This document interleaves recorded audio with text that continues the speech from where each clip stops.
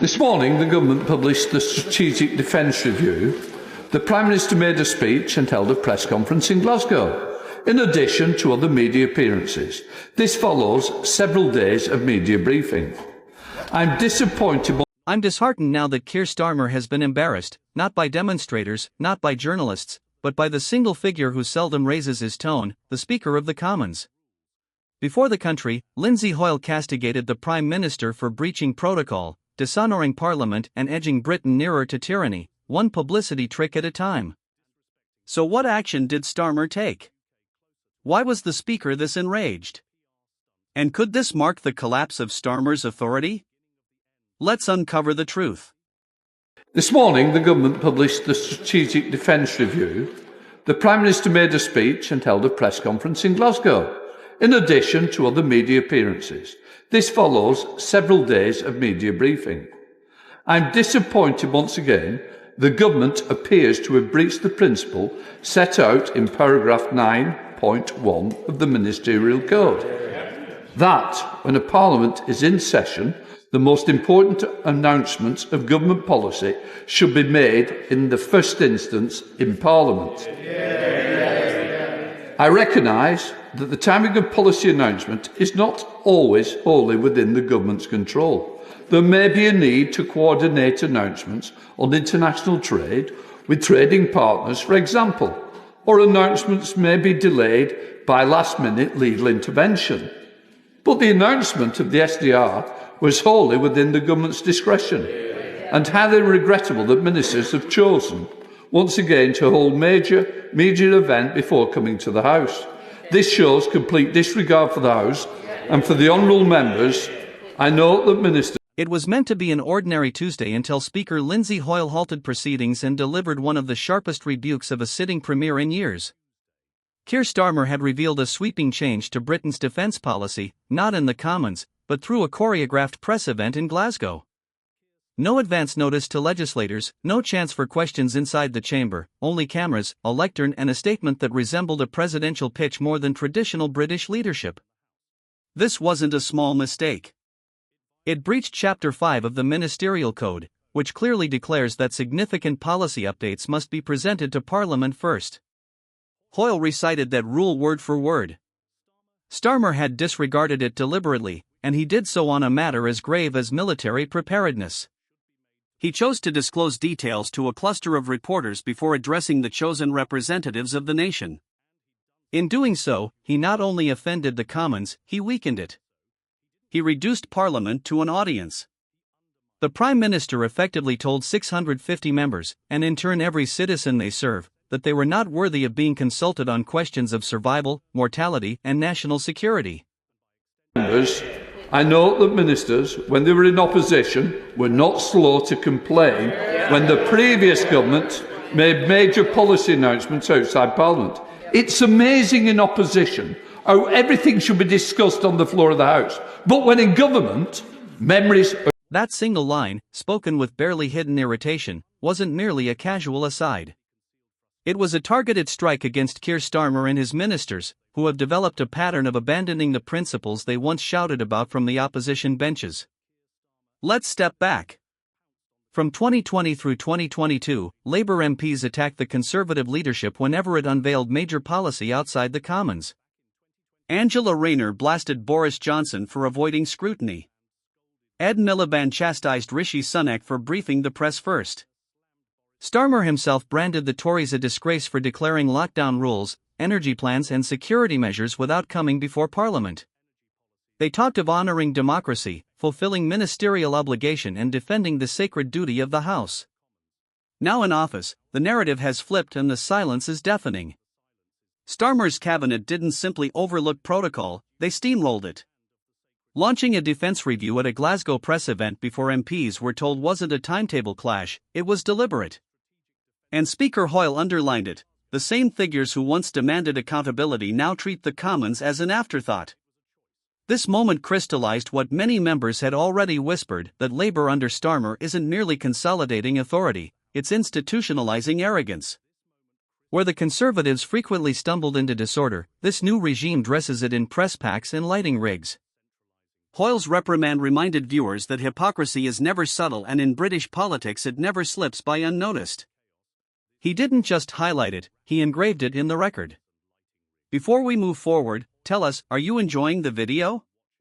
If yes, please like, share and subscribe to our channel for more exclusive updates on the sweeping changes shaping British politics. We are moving to warfighting readiness as the central purpose of our armed forces. When we are being directly threatened by states with advanced military forces, the most effective way to deter them is to be ready. And frankly, to show them that we're ready. To deliver peace through strength. Every part of society, every citizen of this country has a role to play. Because we have to recognise that things have changed. In the world of today, the front line, if you like, is here. The threat we now face is more serious, more immediate, and more unpredictable than at any time since the Cold War. We face war in Europe, new nuclear risks, daily cyber attacks, growing Russian aggression in our waters, menacing our skies, their reckless actions driving up the cost of living here at home, creating economic pain and hitting working people the hardest. A new era in the threats that we face demands a new era for defence and security. We will innovate and accelerate innovation at a wartime pace, so we can meet the threats of today and of tomorrow as the fastest innovator.